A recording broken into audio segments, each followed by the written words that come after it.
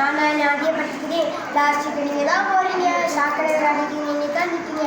Plastic குப்பையாக இருக்கேனே மறுசுழற்சி பண்ணி புது ஊர் கொடுக்கலாம்ல.